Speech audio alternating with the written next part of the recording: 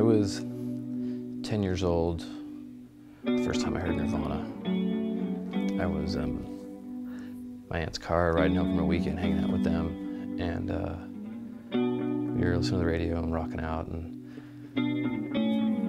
Smells Like Teen Spirit came on. And it was one of those moments that I'll never forget, because instantly my life changed, and it was amazing.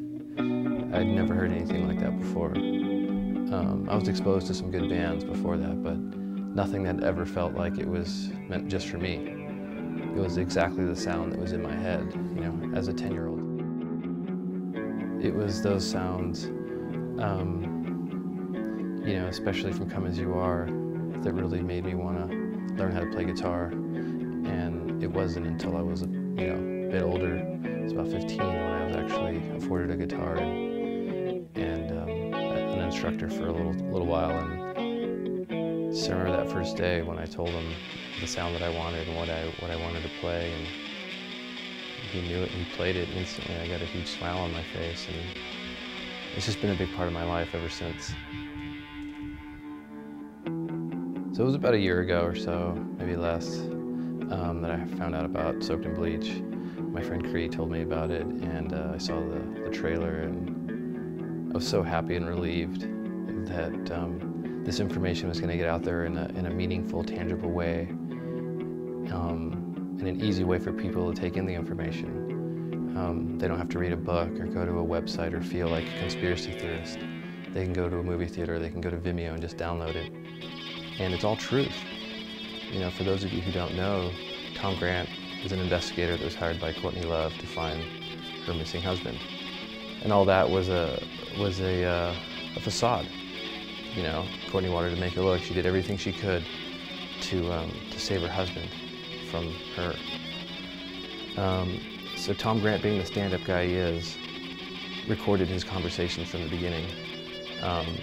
So this movie is basically outlined by actual audio recordings that are all truth and that are then acted out.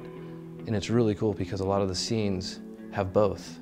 You hear the audio recording and you see the actors acting it out, and they share the lines. It's really cool. You know, even aside from the subject matter, aside from what happened, the film in itself is worth watching. You know, cinematically speaking, like, it's beautifully shot and extremely well done. And then you tie in the fact that it's all based on truth. It's all right there. It's all right there. So it was real important for me to go to the premiere. I made a big deal about it. I posted a bunch on Facebook and had some friends show up, went with my girlfriend, and, you know, I have a Fender Jag-Stang, which I built from a guitar body up. And for those you don't know, it's Kurt's guitar model from Fender that he designed. And at the time when I wanted to get one of the guitars, it was they were discontinued. So I found the guitar body on eBay, and I completely customized it from the ground up. It's my guitar. No one in the world has this guitar. It's completely original to me and Kurt. Like, it's his guitar, but I took it and I made it my own. So it really means a lot to me. And so I had to bring it down to the premiere. Tom Grant has done so much for Kurt, so much. You know, he lost his business. He's just trying to get the truth out there and trying to right the wrong that's been done. And that's really all it comes down to. So when I was about to meet him, it was really, it was like I was gonna meet Kurt. It was crazy because I was like shaky, I got a frog in my throat, and, you know, he was there. He was fighting for him, you know. So I don't know, it was just an emotional thing for me to have him, you know, we had a conversation, signed my guitar, you know, it was really, truly an amazing thing. And turned out we had a lot in common, and it was great. It was really great. And likewise with Ben, you know, I'm a filmmaker myself, so to be able to meet someone who's did such a great thing cinematically and socially to get this out there is just a mind blower. And, you know, I was really stoked to have him write out Soaked in Bleach and sign it for me, and it turns out we actually have the same guitar, same Jag-Stang. So at the beginning of the film, Tom and Ben both said some words, and it was really, really cool to hear them talk.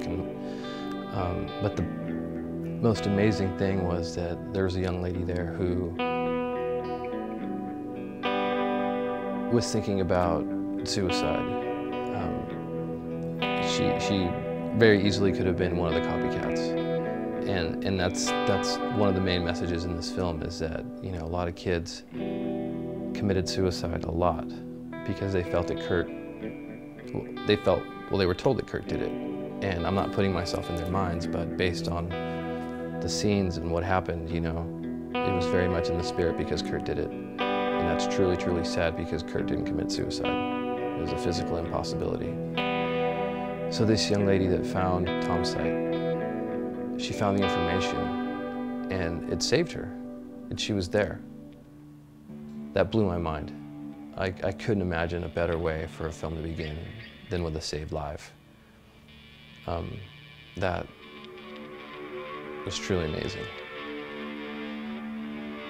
You know, a lot of people have asked me or online talking to people and seen the film, and they want to know what actually happened to Kurt. What, you know, the film doesn't show that. And to them I say this, at this point it doesn't matter. If the film was to speculate on something that they couldn't with hard evidence prove, it would discredit the whole film. So even though I know there's a lot of tangible, really good, solid theories out there, or, you know, evidence pointing in the right direction, the bottom line is that doesn't matter. What matters is that Kurt had so much heroin in his body that he would have been incapacitated, would not have been able to shoot himself. You know, the fact that there's no fingerprints on the shotgun, and the shotgun shell was on the wrong side of the room. I mean, what more do you need to show that there was foul play? And that's all we need to prove, is that it was not a suicide. It needs to be reopened, the case. And that's what this film, to me, is about. It's about showing the truths and showing that there's enough evidence to reopen the case.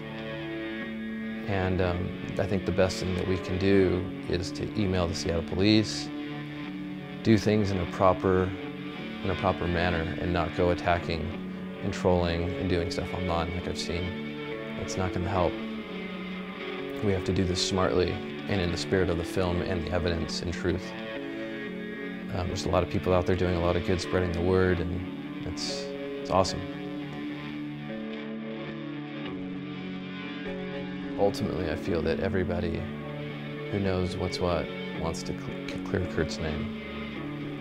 It's been kind of shitty over the years having to defend him and tell people, you know, when I play Nirvana or it comes on the radio or whatever, you go, oh, too bad he killed himself. And it's like, well, he didn't kill himself. And it's this whole conversation, you know. And most of the time people kind of like shrug it off. Some people believe it, some people don't care. I mean, it's like, you know.